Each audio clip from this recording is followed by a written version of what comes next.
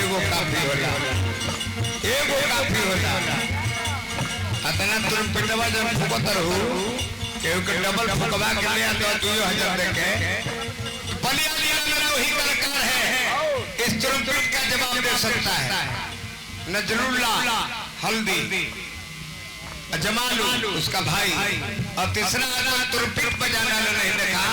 ये स्वर में आता तुरंत बजाते हैं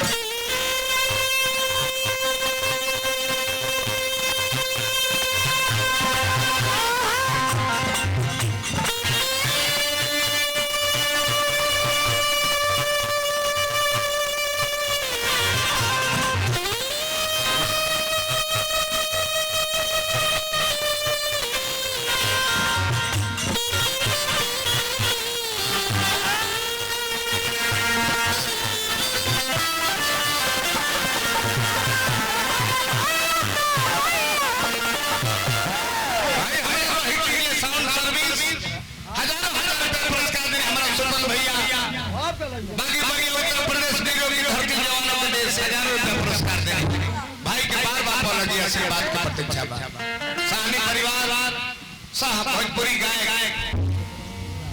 राव नाम ना जाने केवल साहनी नाम जाने है राव दिलीप साहनी जी धन्यवाद दिलीप नाम का बड़ा लोग कलाकार होला मोहम्मदपुर के सुपरस्टार ना हुए कर्नाटक देखने जान के नहीं कि बहुत सुंदर गौनिहार आवाज वाला होगा धारीवर से शुरू हुई हो सकता कि निखात तक पहुंचे तो अरे बेंजी से बारी बोले अरे समय में बात होता नहीं अपना श्रोता बानी पहले पैंट ऊपर चढ़ावल जात रहे अब ऊपर के चढ़ावता नहीं महाराज अब पैंट पहनला के बाद नीचे खींचाता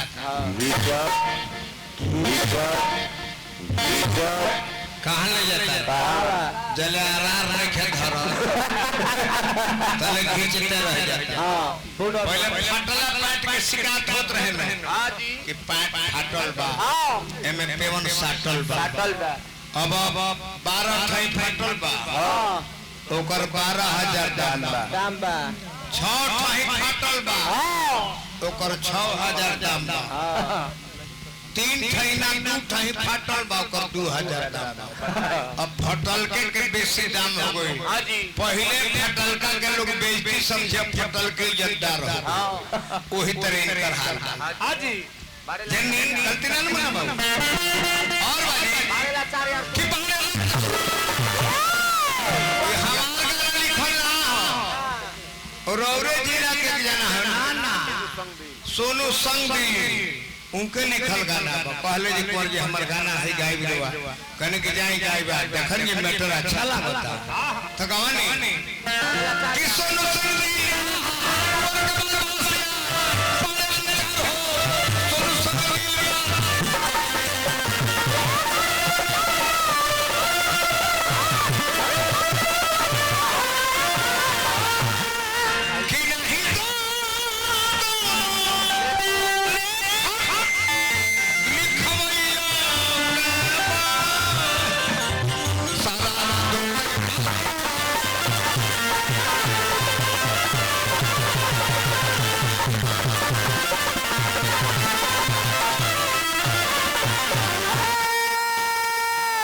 सारा दोस्त बाबूजी समैया